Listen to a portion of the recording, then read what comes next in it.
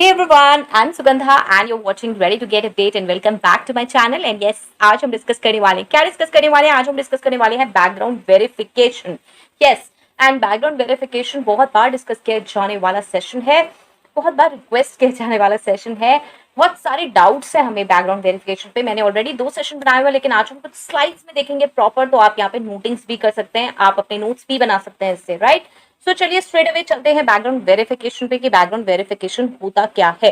तो बेसिकली जब हम हायरिंग कर रहे हैं किसी कैंडिडेट की, तो हमें उसके बारे में ना सारी डिटेल जाननी जरूरी है. सिर्फ उससे ही नहीं, हमने उससे सारी डिटेल ले ली, लेकिन उसकी ऑथेंटिसिटी कैसे पता चलेगी, वो चीजें रियल है ये कैसे पता चलेगा, यही हमारा वेरिफिकेशन प्रोसेस होता है. ओके, सो हम ये कह सकते हैं कि थॉरो एग्जामिनेशन है किसी भी कैंडिडेट की पर्सनल, एजुकेशनल, प्रोफेशनल और किसी भी तरीके की हिस्ट्री जानने के लिए, जिससे हम ये इंश्योर कर सकें कि वो कितना एक्यूरेट इन्फॉर्मेशन हमें मिला है, उसकी ट्रुथफुलनेस कितनी है. जो इन्फॉर्मेशन जॉब एप्लीकेशन में हमें प्रोवाइड की गई है कैंडिडेट के थ्रू, जो उसने अपने डॉक्यूमेंट्स हमें दिए हैं, वो कितने एक्यूरेट हैं, वो कितने ट्रू हैं, उसकी सारी चीजें सही हैं या नहीं है. तो बैकग्राउंड वेरिफिकेशन हमें हेल्प करता है कि आगे हमें कोई रिस्क ना आए. पता हमने हायरिंग हमने कर लिया किसी ऐसे इंडिविजुअल को जिसके पास फॉल्स उसने अपनी क्वालिफिकेशंस बताई हुई हैं, कुछ क्रिमिनल हिस्ट्री है और जो कि रेलेवेंट है जॉब के लिए, कुछ अनएथिकल बिहेवियर की उसकी हिस्ट्री है, राइट. तो इस तरीके की अगर ऐसी चीजें हैं तो basically this is a fraud. उसको पता है कि ये चीजें के साथ मैं इस कंपनी में आ रहा हूँ which is unethical, false qualification अपनी बता दी कोई भी, जिससे कि सिर्फ मुझे जॉब मिल जाए. तो इसको करने के लिए एक प्रॉपर प्रोसेस होगा जिसमें हम बहुत सारी वेरिफिकेशंस करेंगे. नाउ यहाँ पे डिपेंड करता है आपकी कंपनी पे. डोंट थिंक ये जितने भी मैं प्रोसेस बताऊंगी, जितने भी मैं वेरिफिकेशन बताऊंगी, वो सारे ही सभी कंपनियों में होते हैं. इट विल डिपेंड आपकी कंपनी कौन सी है, क्या है, और कंपनी कितना वेरिफिकेशन करवा सकती है, उसके बेसिस पे ही वेरिफिकेशन होगा. अगर कोई स्मॉल साइज कंपनी है तो वो अफोर्ड ही नहीं कर सकती कि इतने वेरिफिकेशन प्रोसेस में वो फंसे, राइट. और उसके यहाँ कोई ऐसा काम भी नहीं है जो उसे ऐसा लगे कि यार चलो अगर फॉल्स कैंडिडेट थोड़ा बहुत आ भी है, अगर क्वालिफिकेशन इधर उधर हो भी गई तो भी हम देख लेंगे. लेकिन यही आपकी मिड लेवल कंपनी है, लार्ज लेवल कंपनी है, जहां पे इतना सीक्रेटिव डेटा है, जहां पे क्वालिफिकेशन बहुत मैटर करती है क्योंकि क्लाइंट हैंडलिंग वैसी है, जहां पे ऑथेंटिसिटी, एक्यूरेसी बहुत मैटर करती है, वहां पे वो पूरे वेरिफिकेशन प्रोसेस के साथ ही किसी भी कैंडिडेट को एक्सेप्ट कर पाएंगे. Fine, and this is fine also. Okay, so चलिए देखते हैं कि क्या क्या प्रोसेस रहता है इसमें और क्या क्या स्टेप्स होते हैं. आप ये स्टेप्स हमेशा डिफर करेंगे और कंपनी टू कंपनी. तो चलिए स्टार्ट करते हैं. और सबसे पहला स्टेप जो आएगा वो आएगा आइडेंटिटी वेरिफिकेशन का, और ये है कैंडिडेट की आइडेंटिटी वेरीफाई करना. किन डॉक्यूमेंट से, जो डॉक्यूमेंट्स हमने उससे लिए हैं, जो डॉक्यूमेंट्स उसने सबमिट किए हैं, जैसे कि गवर्नमेंट इशूड आईडीज हैं, पासपोर्ट है, ड्राइविंग लाइसेंस है, आधार कार्ड है, राइट. सो ये इंश्योर करता है कि कैंडिडेट कौन है. इससे हमें पता चलेगा कि कैंडिडेट की आइडेंटिटी वही है या नहीं है. उसके बाद आता है एजुकेशनल वेरिफिकेशन.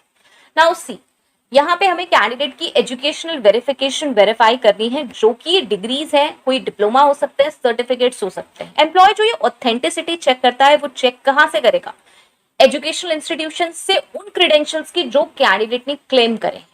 ओके, तो चलिए इसका ना थोड़ा सा एक प्रोसेस देख लेते हैं कि एजुकेशनल वेरिफिकेशन हम कैसे कर सकते हैं. ठीक है, तो सबसे पहले देखिए, इसमें सबसे पहले क्रेडेंशियल्स रिव्यू, उसके बाद हम कॉन्टैक्ट करेंगे एजुकेशनल इंस्टीट्यूशंस को, वेरिफिकेशन प्रोसेस होगा, इन्फॉर्मेशन रिक्वेस्ट होगी, डॉक्यूमेंट ऑथेंटिकेशन होगा, कंफर्मेशन होगा, and yes resolution of discrepancies होंगी. चलिए शॉर्ट में से थोड़ा थोड़ा सा समझ लेते हैं जल्दी से. क्रेडेंशियल रिव्यू कौन सी, पहले हमने देख ली कि हाँ वो क्रेडेंशियल्स एक्चुअल में है, मतलब जो क्वालिफिकेशन मेरी जॉब प्रोफाइल के लिए चाहिए वो मैच हो रही है नहीं हो रही है. कैंडिडेट की हाँ सेम है, जैसे कि मुझे चाहिए बीटेक, तो बीटेक दोनों बीटेक है. हाँ, कैंडिडेट ने बताया वो बीटेक है और मतलब उसने इन्फॉर्मेशन दी है, और मेरे पास जो रिक्वायरमेंट है जॉब की वो भी बीटेक है, right. Example. Next is contacting educational institutions. अब इसमें क्या करेंगे हम, या तो हम खुद एज एन एम्प्लॉयर या फिर थर्ड पार्टी, मतलब एम्प्लॉयर में ऑब्वियसली एम्प्लॉयर के रिप्रेजेंटेटिव जो कि एचआर हो सकते हैं, तो वो करेंगे. और थर्ड पार्टी, या फिर अगर आप थर्ड पार्टी से बैकग्राउंड वेरिफिकेशन करा रहे हो तो वो करेंगे. कॉन्टैक्ट करेंगे एजुकेशनल इंस्टीट्यूशन को चेक करने के लिए कैंडिडेट की लिस्टिंग, मतलब कैंडिडेट अवेलेबल है, कंफर्म करने के लिए details regarding the degree earned and all. उसके बाद आता है हमारा वेरिफिकेशन प्रोसेस. इसी में हम आगे बढ़ेंगे तो हम क्या मांगेंगे, रजिस्ट्रार ऑफिस से या फिर कोई डेजिग्नेटेड डिपार्टमेंट अगर वहां पर है तो उससे हम कॉन्टैक्ट करेंगे और उससे पूछेंगे कौन कौन सी इंफॉर्मेशन, एनरोलमेंट की, अटेंडेंस की, डिग्री कंप्लीशन की. इसी के बाद इंफॉर्मेशन रिक्वेस्ट और इंफॉर्मेशन के बारे में हम बात कर रहे हैं, कैंडिडेट के एनरोलमेंट डिटेल्स की, प्रोग्राम मेजर दे परस्यूड, डिग्री अवॉर्डेड. ऊपर हमने खाली यहाँ पे जैसे बात करी कि हाँ कैंडिडेट एनरोल्ड है नहीं है वेरिफिकेशन में, यहाँ तक भी हम छोड़ सकते हैं कि हमने तक चेक कर लिया। अगर हम डीप जा रहे हैं तो अब हम डीप में जाएंगे, तो डीप में क्या क्या चीजें चेक कर रहे हैं, डिग्री अवार्ड हुई है नहीं हुई है, डेट ऑफ ग्रेजुएशन क्या थी। यहाँ पर ये भी हो सकता है कि जो हमारी यूनिवर्सिटी इंस्टीट्यूशन है वो कैंडिडेट को भी इन्फॉर्म करे कि हाँ भाई हम ये इन्फॉर्मेशन आपकी दे रहे हैं, हम रिलीज कर रहे हैं, तो क्या हम कर सकते हैं या नहीं कर सकते हैं, राइट। और ये भी हो सकता है कि वहां पे पहले ही आपके पास एक साइंड हो इन्फॉर्मेशन, जिसमें ये भी हो सकता है कि यूनिवर्सिटी के पास ये राइट्स हो कि हाँ अगर कोई एम्प्लॉयमेंट पर्पसेस से पूछता है आपका वेरिफिकेशन, या फिर कोई आपकी हिस्ट्री चेक कर रहा है या क्रिमिनल हिस्ट्री चेक कर रहा है या एनीथिंग लाइक दैट, तो उनके पास राइट्स हैं कि वो रिलीज कर सकते हैं इन्फॉर्मेशन, राइट। सो उसके बाद नेक्स्ट आता है हमारा डॉक्यूमेंट ऑथेंटिकेशन। अब डॉक्यूमेंट कैसे ऑथेंटिकेट होगा, यहाँ पे क्या हुआ है, रिक्वेस्ट कर सकते हैं आप ऑफिशियल ट्रांसक्रिप्ट की, सर्टिफिकेट्स की, डिप्लोमास की डायरेक्टली इंस्टीट्यूशन से, क्योंकि कैंडिडेट हमें दे चुका है, हम उसे कैसे वेरीफाई करेंगे। ये डॉक्यूमेंट है, कंक्रीट एविडेंस रहते हैं कैंडिडेट्स के एजुकेशनल अचीवमेंट्स चेक करने के, ठीक है। उसके बाद obviously confirmation, now see educational institution respond करता है वेरिफिकेशन रिक्वेस्ट का कि भाई ये जो इन्फॉर्मेशन है वो कंफर्म करता है, करेक्ट करता है कुछ डिटेल्स अगर कैंडिडेट की प्रोवाइड हुई है, और अगर जो कैंडिडेट ने इन्फॉर्मेशन दी है वो एक्यूरेट है तो बस वेरिफिकेशन प्रोसेस यहाँ पे एस्टेब्लिश हो जाता है, प्रूव हो जाता है कि हाँ भाई एजुकेशनल क्वालिफिकेशन आपकी सही है। अब नेक्स्ट लास्ट है हमारा, देखिए रेजोल्यूशन ऑफ डिस्क्रिपेंसीज। यहाँ पे डिस्क्रिपेंसीज हो सकती है कि कुछ कैंडिडेट ने इन्फॉर्मेशन प्रोवाइड करी, मे भी गलत हो सकता है, जैसे कई बार आपने कास्ट प्रोवाइड नहीं करी, बहुत सारे लोग कास्ट नहीं लिखते और उन्होंने कभी अपने एजुकेशनल उसमें लिख दी होती, अब उन्हें याद भी नहीं होता ये, तो इस तरीके की डिस्क्रिपेंसीज हो सकते हैं, या फिर सच में भी हो सकते हैं। तो यहाँ पर यस इन्वेस्टिगेशन होनी चाहिए प्रॉपर कि कहाँ पे डिफरेंस है, टाइपोग्राफिकल एरर है, मिसकम्युनिकेशन है, या फिर इंटेंशनल मिसरिप्रेजेंटेशन है, राइट। जैसे कि आप लोग मुझसे अक्सर ये क्वेश्चन पूछते हैं कि मैम यहाँ पे ना मुझसे मिस्टेक हो गई, तो आई ऑलवेज से कि यार आप एक ईमेल भेज दो एचआर को, आप बता दो कि ये मिस्टेक है, तो जब वो वहां पे जाएंगे तो पता चलेगा हाँ भाई ये सेम मिस्टेक थी और ये हमें कैंडिडेट ऑलरेडी इन्फॉर्म कर चुका है, राइट।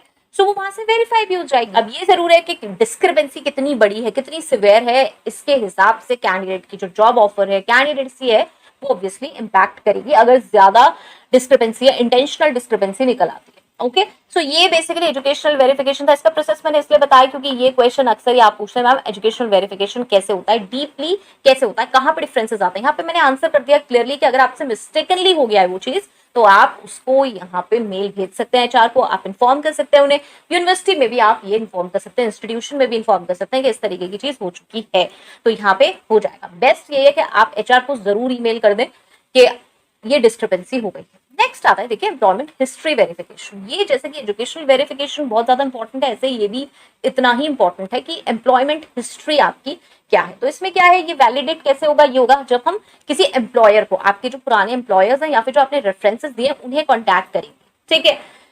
ये ऑब्वियसली हेल्प करता है ये एक्यूरेसी जानने में, वेरीफाई करने में, ये एक्यूरेसी के कैंडिडेट का वर्क एक्सपीरियंस कितना है, उसका जॉब टाइटल एक्चुअली में क्या था, रिस्पॉन्सिबिलिटीज क्या थी, रीजन क्या था लीव करने का, प्रीवियस पोजीशन। यहाँ पे भी मुझे बहुत सारे लोग कहते हैं मैम अगर ऐसा हो कि कंपनी बंद हो गई हो, लोग वहां पे अवेलेबल नहीं हो, तो क्या कर सकते हैं हम। सी रेफरेंसेस तो होंगे ना कोई वहां पे किसी और लोगों ने भी काम किया होगा, ठीक है। और वहां के आप रेफरेंसेस दे सकते हैं, कोई अपने नोन रेफरेंसेस दे सकते हैं जो कि ऑथेंटिक हो, जो किसी अच्छी पोजीशंस पे लोग काम कर रहे हो, जो रिलायबल हो, एक्चुअली उनके रेफरेंसेस यहाँ पे आप दे सकते हैं कि यहाँ पे ऐसे ऐसे काम किया था। देखिए जब आप 2-3-4 अच्छे रेफरेंसेस देंगे और वहां पे जब वेरिफिकेशन होगा तो यस वो ऑथेंटिसिटी ट्रेस करने में ना बहुत आसानी होगी, मतलब कि हाँ आप एक्यूरेट पर्सन है, ये डिराइव करने में एक्चुअली आसानी हो जाएगी किसी को। अगर आप रेफरेंसेस ऑथेंटिक देंगे तो फिर इम्पैक्ट भी वैसा ही आएगा। नेक्स्ट देखिए क्रिमिनल बैकग्राउंड चेक, ये भी इंपॉर्टेंट है, सारी कंपनीज इसे नहीं करवाती हैं, सेंसिटिव कंपनी जरूर कराती हैं जहाँ पे बहुत ज्यादा सीक्रेटिव इन्फॉर्मेशन होती है, या फिर आप हायर लेवल पोजीशंस के लिए अगर जा रहे हो तो होती है। तो इसमें क्या होता है, कोई भी क्रिमिनल रिकॉर्ड्स एसोसिएट हो कैंडिडेट से वो चेक करना यहाँ पे इंपॉर्टेंट होता है। यहाँ पे जॉब, नेचर ऑफ जॉब बहुत मैटर करेगा कि आप किस जॉब में थे पहले, वहां पे बहुत है, जैसे आप किसी सिक्योरिटी में थे तो यहाँ पे बहुत इंपॉर्टेंट होता है कि अगर आप खुद ही किसी क्रिमिनल एक्टिविटीज में हो तो आप सिक्योरिटी का काम कैसे करोगे, राइट। इसीलिए मैंने कहा कि सेंसिटिव पोजीशंस ये देखना जरूरी है किस प्रोफाइल के लिए हायर किया जा रहा है और किस टाइप की कंपनी है, वहीं पे ये होगा। सो कुछ क्रिमिनल कन्विक्शंस ऐसे हैं जो डिस्क्वालीफाई करते हैं कैंडिडेट को किसी भी ऑर्गेनाइजेशन में ज्वाइन करने से। मतलब किस टाइप के ऑर्गेनाइजेशन को आप ज्वाइन करने जा रहे हो अगर उसी टाइप का आपने क्राइम किया है, राइट। जैसे मैंने बात करी सिक्योरिटी। सिक्योरिटी एक ऐसी चीज है कि चोरी का डर है, बहुत सारी चीजों का डर है, तो आप अगर खुद ही चोरी करके आए हो तो आप सिक्योरिटी क्या करोगे, राइट। इसलिए क्रिमिनल बैकग्राउंड चेक जरूरी है।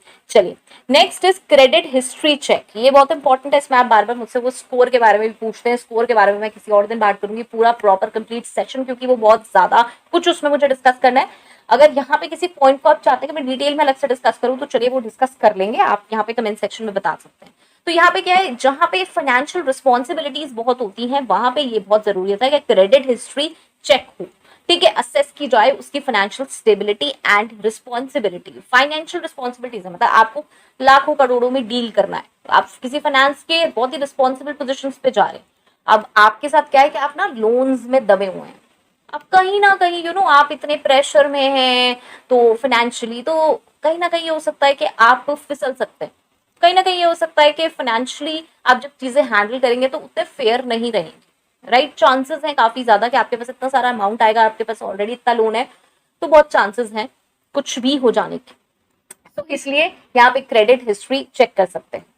Next is professional license and certification verification. Now see देखिए लाइसेंसेस इंपॉर्टेंट है किन प्रोफाइल्स के लिए, जैसे डॉक्टर्स हैं तो वहां पे बहुत इंपॉर्टेंट है, आपको स्पेशली किसी चीज के लिए लाइसेंस चाहिए, ये करने के लिए आपको लाइसेंस चाहिए, ठीक है। तो चाहिए, इवन आप किसी गनमैन को हायर करोगे तो जो गन्स है उन गन्स के लिए लाइसेंस चाहिए होता है, ठीक है।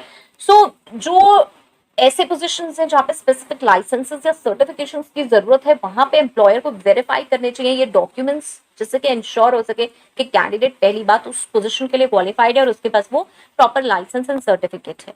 Next is drug testing, and ये भी सेंसिटिव इंडस्ट्री और सेफ्टी सेंसिटिव इंडस्ट्रीज और रूल्स के लिए हेल्पफुल है, जहां पर इस चीज की बहुत ज्यादा रिक्वायरमेंट होती है। नाउ ये क्यों होता है, इसलिए होती है ड्रग टेस्टिंग, ये इंश्योर करने के लिए कि आप कोई इलीगल सब्सटेंसेस यूज नहीं कर रहे हो जो कि यूज नहीं करने चाहिए, राइट।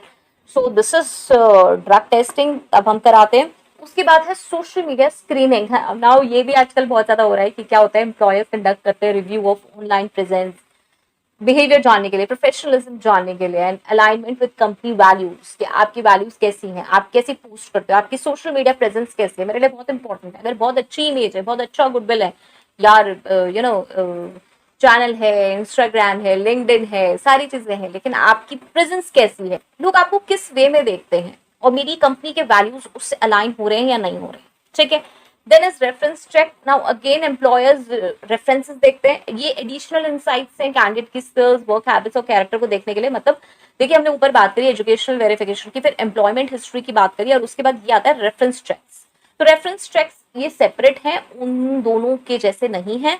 यहाँ पे रेफरेंस चेक का मतलब है कि आपसे रेफरेंसेस मांगे जाएंगे, मतलब कोई भी 3 लोगों के आप मुझे रेफरेंस दे दीजिए जो नोन पीपल हो, जो आपके बारे में कुछ अच्छी बातें बता पाए, जो आपके एक्चुअली कैंडिडेट के बारे में कुछ बता पाए, आप की हैबिट्स कैसी हैं, आपका कैरेक्टर कैसा है, right. So this is reference check. ये भी अगेन अगर ऊपर एजुकेशनल वेरिफिकेशन हो जाता है और एम्प्लॉयमेंट हिस्ट्री हो जाती है तो, और सोशल मीडिया स्क्रीनिंग भी हो रही है तो रेफरेंस चेक्स अवॉइड भी हो सकते हैं, राइट। ये सारे ही चेक्स हर कंपनी में नहीं होते हैं, हमने डिस्कस ऑलरेडी कर लिया है। Next is address verification. Now सी इसमें क्या होता है, एड्रेस वेरीफाई करते हैं हम कैंडिडेट का, उसकी हिस्ट्री की कहाँ कहाँ वो रहा है, and this should be transparent, residential information transparent होनी चाहिए। बहुत जल्दी जल्दी चेंज कर रहे हैं, क्या प्रॉब्लम है, क्या इशू है, आप कहीं से फ्रॉड कर करके आ रहे हो और बार बार अपना घर चेंज कर लेते हो क्योंकि पता चल जाता है वहां पे सबको, एग्जाम्पल है, ठीक है। चलिए next is medical examination. Medical examination क्या है, ऐसे रूल्स जहाँ पे ना फिजिकली बहुत डिमांड है, फिजिकली आप एक्टिव होने चाहिए, तो एम्प्लॉयर्स क्या करते हैं, कैंडिडेट्स का मेडिकल एग्जामिनेशन करवाते हैं।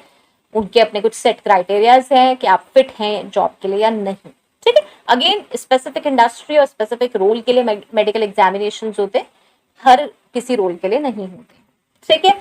सो I hope so this is clear, and background verification में मैंने आज बहुत सारी चीजें यहाँ पे क्लियर कर दी हैं, बहुत ही डिटेल में क्लियर कर दी। इसके अलावा इसमें से किसी और पे आप डिटेल वीडियो चाहते हैं या फिर कोई और क्वेश्चन है तो आप कमेंट सेक्शन में ड्रॉप कर सकते हैं, राइट। सो फेयर रहें, यहाँ पे मैं यही कहूंगी, फेयर रहे, हर चीज फेयर तरह से करें। थोड़ा टाइम लग सकता है ऊपर आने में, मतलब जो आप अचीव करना चाहते हैं, लेकिन यस वो टेंशन नहीं रहेगी। मुझे यहाँ पे बहुत सारे लोग मैसेज करते हैं कि 5 साल 10 साल हो गए मैम, मैंने अपनी डिग्री फेक करके किसी जॉब को ज्वाइन किया था, अब वेरिफिकेशन हो रहा है, मैं क्या करूँ। तो दे आर लाइक 5-10 साल उन्होंने वो अचीव तो कर लिया जो वो चाहते थे, लेकिन आज वो फिर उस जीरो वाली कैटेगरी में, क्योंकि वेरिफिकेशन हो जाएगा तो वो सब कुछ चला जाएगा, right. So be authentic, helpful है मुझे जरूर बताएं। Until next video, all the very best, stay happy, stay safe. Thanks for watching. Bye bye.